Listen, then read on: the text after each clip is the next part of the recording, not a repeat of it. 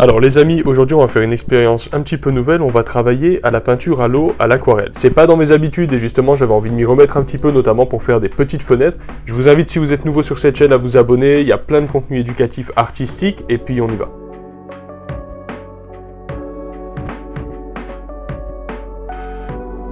Alors pour le matériel, c'est vraiment du matériel très simple puisque moi je suis pas un expert de l'aquarelle. Donc j'ai juste un truc comme ça, c'est Winsor & Newton qui fait ça, c'est vraiment génial, notamment pour le plein air. J'ai deux pinceaux doux de qualité plus que douteuse lorsqu'on voit celui-ci, mais c'est ok, ça fera le job. Et j'ai un tube de gouache blanche qui est un Tips de Marco Bucci. Et ça va nous permettre, comme on le verra après, de créer de l'opacité en mélangeant la gouache blanche à l'aquarelle. C'est vraiment excellent comme technique. Donc on va commencer les hostilités, j'ai mis un petit peu de scotch autour histoire que ce soit propre et je vais faire en fait deux mélanges pour le ciel, un mélange avec du bleu et un petit peu de violet ainsi qu'un petit peu de marron de sorte à avoir quelque chose d'un petit peu désaturé mais violacé et un autre côté où je vais avoir plutôt un bleu clair, plutôt bleu de cobalt. Je sais qu'il y a beaucoup de gens qui sont sur ma chaîne pour les techniques de peinture à l'huile et l'aquarelle c'est un petit peu l'opposé de la peinture à l'huile à bien des égards. Je trouve que c'est justement ça qui fait que c'est intéressant, ça permet de voir les choses sous un angle vraiment différent et de sortir un petit peu de sa zone de confort, c'est vachement sympa.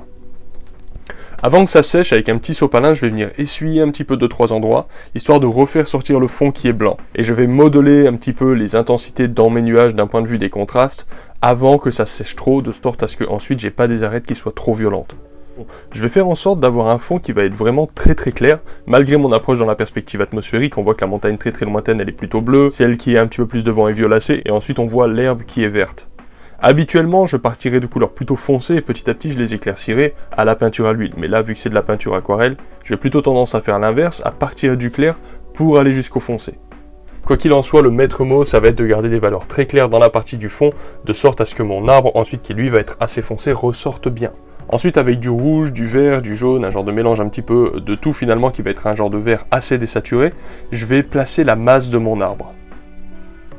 La masse de l'arbre, ça va être tout simplement en fait la silhouette de l'arbre.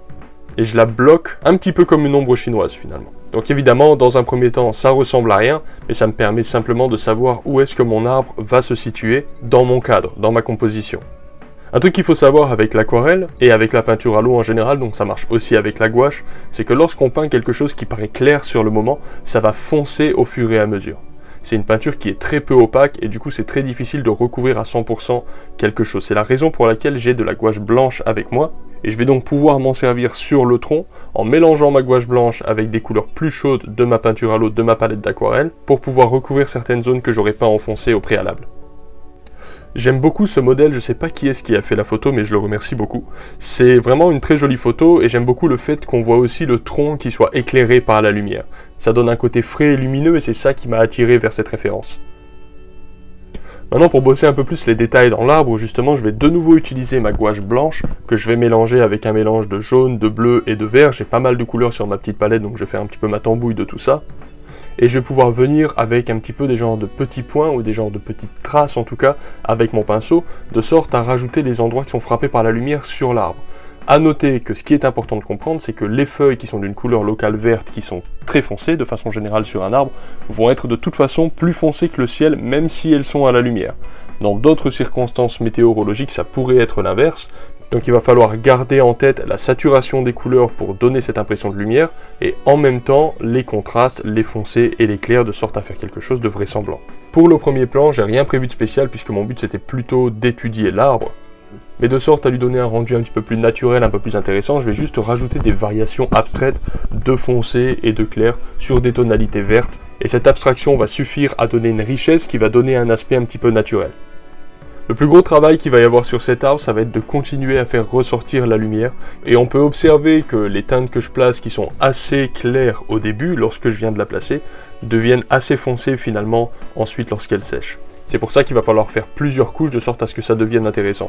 Ça demande un petit peu d'être capable d'anticiper la teinte future de la peinture à l'eau, mais c'est pas très grave si on se trompe, comme moi c'est le cas puisque je débute dans le domaine, puisque de toute façon ça sèche extrêmement vite et qu'on peut toujours repasser une deuxième couche pas longtemps après. Si vous commencez la peinture à l'eau ou que inversement vous voulez commencer la peinture à l'huile, faire des toutes petites fenêtres comme ça et des petites études, c'est vraiment une très bonne façon d'augmenter vos compétences à la fois sur un médium défini et à la fois sur un sujet défini, là en l'occurrence les arbres. À ce stade de la peinture, toute la base est faite et maintenant ça va être beaucoup plus du rendu et du travail de contraste. Avec ma gouache, on peut voir que je peux repasser des choses opaques sur le tronc, et je remercie vraiment Marco Bucci pour nous avoir donné ce fameux conseil, puisque c'est vraiment extrêmement utile. J'ai toujours trouvé que la grosse difficulté de l'aquarelle, c'était de ne pas pouvoir recouvrir avec du blanc, et là, ça règle au moins en partie le problème, ce qui est assez génial, donc autant en profiter. Et là, on va de même pour les roches de devant, le fait de pouvoir avoir du blanc en gouache et de le mélanger avec du gris finalement, ça va me permettre de recouvrir le vert et de faire apparaître des cailloux. Ce qui serait probablement possible, quoique un petit peu compliqué je pense, sans la gouache. À ce stade de la peinture, je vais vraiment régler les détails les plus fins, les plus petits, et il faut bien comprendre qu'à ce moment-là de la peinture, tous les dés sont déjà lancés. Si la peinture est belle ou pas belle, c'est maintenant qu'on le sait finalement. Là, je vais rajouter un petit peu des trous de ciel à l'intérieur de l'arbre, je vais rajouter quelques branches plus fines, je vais aussi rajouter quelques fleurs un petit peu aléatoirement, et puis quelques effets de feuilles sur le premier plan. C'est rien de spécial, le but ici c'est juste de rajouter beaucoup de variations, de sorte à donner une impression de vraisemblance grâce au nombre de détails.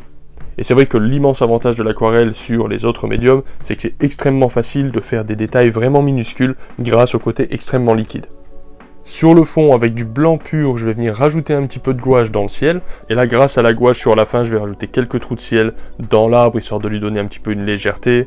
Reformer un petit peu certaines arêtes de l'arbre qui me semblent un petit peu, comment dire, un petit peu crues. Reformer à nouveau quelques nuages, augmenter 2-3 petits contrastes. Et puis voilà, le tour est joué. Finalement, c'était extrêmement agréable. Ça m'a pris environ 90 minutes de faire cette petite peinture et j'ai pris énormément de plaisir. Si vous êtes intéressé par plus de contenu éducatif artistique, eh bien, je vous invite vivement à vous abonner à ma chaîne. Il y a presque 150 vidéos au jour d'aujourd'hui, qui sont toutes des vidéos vraiment généreuses en informations et j'essaie d'expliquer le mieux possible pour que ce soit compréhensible pour tout le monde. À la fin, la chose la plus satisfaisante, c'est d'enlever le petit morceau de scotch qu'il y a autour de la peinture et ça donne vraiment un super résultat, je suis vraiment super content.